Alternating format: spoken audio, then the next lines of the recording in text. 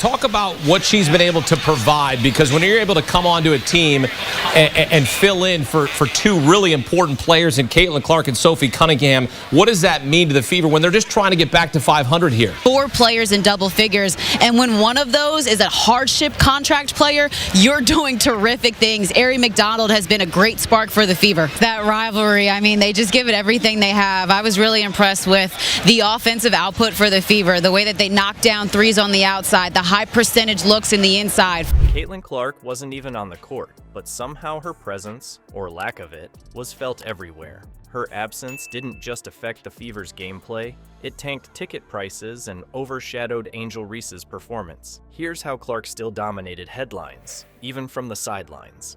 Before we move on, I'd like to ask you a small favor. If you appreciate this content, please take a second to like this video and subscribe to the channel. Over 98% of you watch the videos without subscribing. It costs you nothing, but it makes a huge difference to us. So, if you click the subscribe button, great. Thank you so much. Now, back to the video. Imagine this.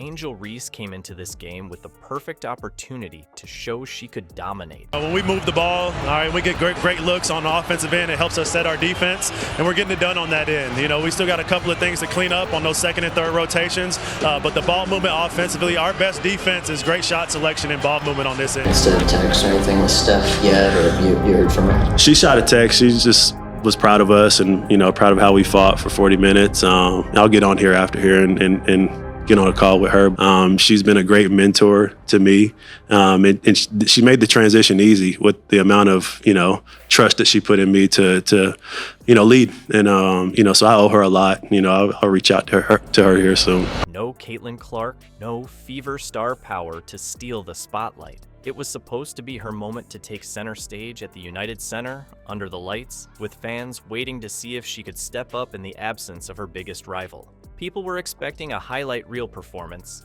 something to finally cement her status as a true leader for the Chicago Sky. But it didn't take long for everyone to realize this wasn't going to be the redemption story anyone had hoped for. Reese's stat line told the whole story. 4 points. That's it. 4 points on 2 of 7 shooting in 27 minutes. For those watching, it felt like every extra second she stayed on the court turned into a weight dragging down her team. A missed mid-range jumper here, a bad turnover there. It was almost like watching someone play with shackles on. There was one particular possession in the second quarter where Reese tried to force her way into the paint for a layup. Instead, it was an easy strip from the Fever's defense, leading to a fast break bucket on the other end. Moments like that didn't just hurt morale, they flipped the entire pace of the game in Indiana's favor.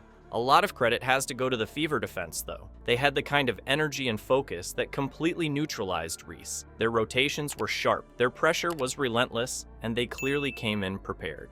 This wasn't their first time exposing Reese either. This is an Indiana team that, even with Caitlin Clark, was having a little bit of difficulty getting scoring and really getting key games from some of its players. We heard so much from our great CBS crew. I want to ask you about Caitlin Clark and what she's going to mean to this team when she comes back. And we know it's immense. But the fact that they've won 2 in a row without her in the lineup, they lost 2 of the previous 3. But players moving without the ball, and Ari McDonald, as we heard Ice say, just such a great motor, has such great instincts, and is able to drive downhill, and is a little bit of a spark for this Indiana Fever squad right now. History shows she struggles when going up against disciplined defensive schemes, and Indiana just exploited that over and over again. Reese's inability to adapt to their pressure only made things worse, as she appeared out of sync not only with herself, but with her teammates. This performance was about more than a single bad night. It raised the question, can the Sky rely on Reese when it really matters? Her struggles added to a growing sense of doubt. Meanwhile, the Fever had other plans, and they weren't just about surviving without Clark. Caitlin Clark was out with a quad injury, and you could feel the disappointment from the moment ticket prices plummeted. What started as a must-see matchup between Clark and Angel Reese turned into a game where seats were going for as low as $3. Fans weren't just losing out on one of the league's biggest rivalries, they were losing the one player who had turned the Fever into a powerhouse this season. With multiple roster pieces also unavailable and their head coach sidelined, most people counted Indiana out.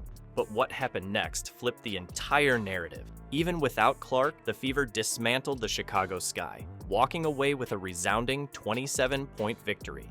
And this wasn't your typical ugly grinded-out win either. Ari McDonald has been willingly playing the right type of basketball, the way the Fever want to play. But to me, it's her motor. It's the fact that she's playing in survival mode on a hardship contract, which also fits the identity of the Fever. I said it during the broadcast, but they could not have gotten a better hardship contract player to fit their system. It's her motor and it's her adaptability. I mean, she's a pest defensively. She likes to play with pace, which is the identity of the Fever. And then she's unselfish. She's looking to get downhill. She's looking to facilitate, but she can also knock down shots on the outside. It was a complete team performance. Kelsey Mitchell stepped up big, leading the squad with 17 points. Aliyah Boston added to the mix with 11 points, 5 rebounds, and even 5 assists, proving her versatility as more than just a post presence. Off the bench, Ari McDonald came in with energy that the Sky simply couldn't match. She drained 3 three-pointers, grabbed 4 steals, and left Chicago scrambling to keep her contained. What really stood out, though, was the Fever's defense. Acting head coach Austin Kelly focused on one thing: making every Sky possession uncomfortable. And it worked. The Fever didn't just hold Chicago to 52 points. They made them work for every shot. By the end of the game, Reese and the rest of the Sky looked out of sync, while Indiana's rotations and defensive intensity set the tone for all 4 quarters.